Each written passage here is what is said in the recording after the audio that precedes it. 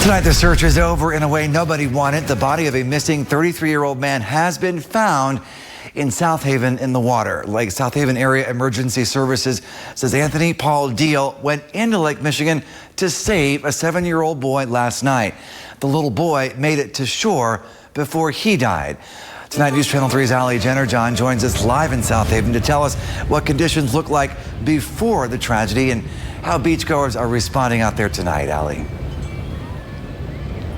Hi, Andy. Well, this flag behind me is yellow, the same as it was yesterday when investigators say 2 kids and 3 adults began to struggle in the water. 2 of them did drown. Now, officials say the waters yesterday got very dangerous very quickly. There was a red flag that went up, but by then it was too late. Now, just minutes after police and response teams did locate that 33-year-old's body, we were out here and we watched as several people walked right past a red flag and into the water.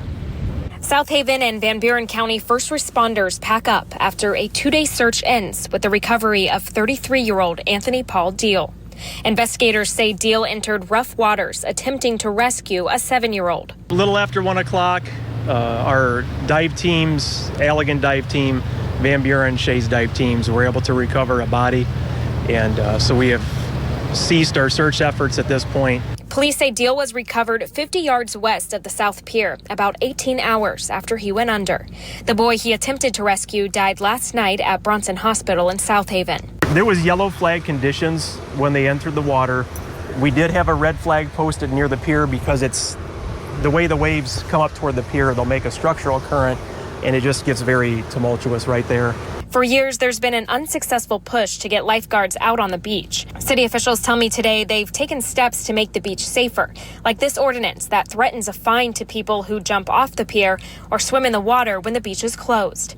Yesterday, when 2 people drowned and 3 others were rescued, the South Haven beach was open.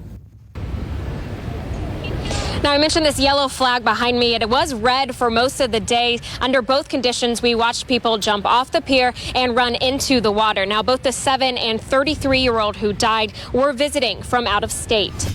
Now, tonight, the Drug Enforcement Administration is warning the public about so-called rainbow fentanyl, a new trend that's emerging nationwide to get young kids hooked on drugs.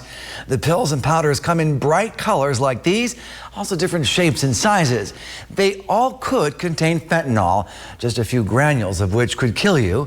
Federal officials telling me today that the fentanyl appears to be a new method from the Mexican drug cartels to appeal to younger and younger people, as it looks like candy.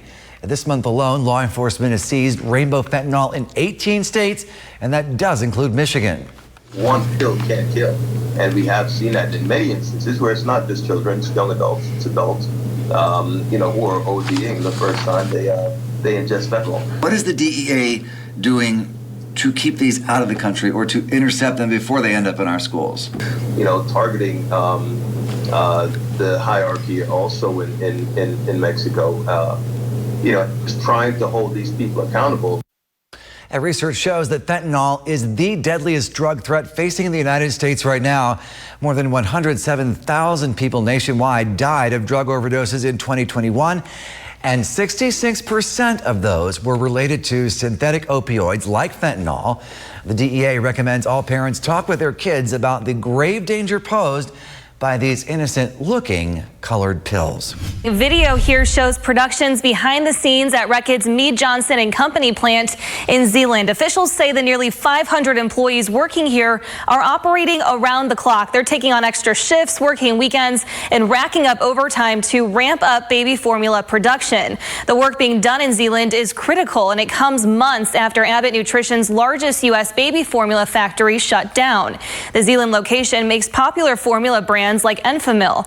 Recently, the government approved the company to bring in additional manufacturing for specialty formula from its facility in Mexico. I sat down with Robert Cleveland. He's the Senior Vice President for Nutrition in North America and Europe for Reckitt. He shared more on the company's work, including importing about 331,000 pounds of Pure Amino specialty infant formula-based powder.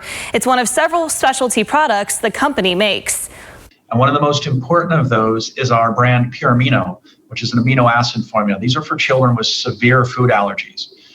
And we've received permission from the government to bring in additional manufacturing from our facility in Delicias, Mexico.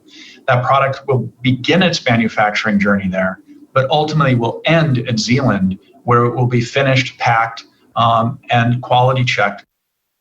The Zeeland plant has always been a critical source of Enfamil infant formula for the U.S., but now imports from overseas, like Pyramino coming from the Mexico facility, are allowed under a current FDA program until November 14th. An update from the FDA on whether the company will need to extend this production is expected later this month. Reporting live in studio, Lexi Petrovich, News Channel 3.